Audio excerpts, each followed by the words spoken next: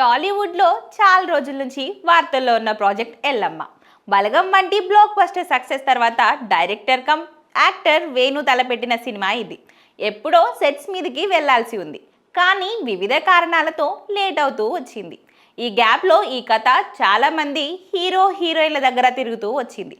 చివరకు ఇందులో ప్రధాన పాత్రలో ఎవరు నటిస్తున్నారనేది క్లారిటీ లేకుండా పోయింది. ఇప్పుడు లేటెస్ట్గా కీర్తి సురేష్ ప్రకటనతో ఎల్లమ్మ పంచాయతీ మళ్ళీ మొదటికొచ్చింది. బలగం హిట్ అయిన వెంటనే దిల్ రాజు బ్యానర్లో ఎల్లమ్మ మూవీ చేయడానికి రెడీ అయ్యాడు వేణు. పలువురు స్టార్ హీరోలు హీరోయిన్లకు కథ వినిపించాడు. ముందుగా నానితో వేట మొదలైంది.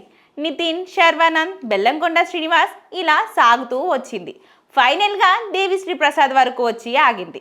ఇక మరోవైపు సాయి పల్లవితో మొదలైన హీరోయిన్స్ వేట చివరకు కీర్తి సురేష్ దగ్గరకు వచ్చి ఆగింది. డిఎస్పీ కీర్తి కాంబోలో ఈ క్రేజీ ప్రాజెక్ట్ పట్టాలెక్కుతుందని అందరూ ఫిక్స్ అయిపోయారు.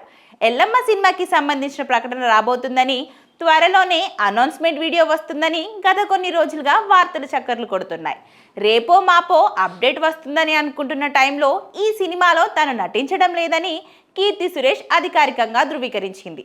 హైదరాబాద్లో నిర్వహించిన ఓ ప్రెస్ మీట్లో ఎల్లమ్మలో నటిస్తున్నారా అని అడిగితే నటించడం లేదని కుండబద్దలు కొట్టేసింది. దీంతో ఇప్పటి వరకు వచ్చిన వార్తలన్నీ ఒట్టి పుకార్లే అని స్పష్టమైంది. కీర్తి సురేష్ నటించడం లేదంటే ఎల్లమ్మలో హీరోయిన్గా ఎవరు నటిస్తున్నారు అనే చర్చ మళ్ళీ ప్రారంభమైంది. ఇక టాలీవుడ్లో అగ్ర నటీమణులు అందరూ బిజీగా ఉండడంతో ఈ సినిమాని ఎవరితో చేస్తారు అనే ప్రశ్న మొదలైంది. అసలు దేవిశ్రీ ప్రసాద్ హీరోగా నటిస్తున్నారనే వార్తల్లో నిజం ఉందా లేదా అనే టాక్ కూడా స్టార్ట్ అయిపోయింది.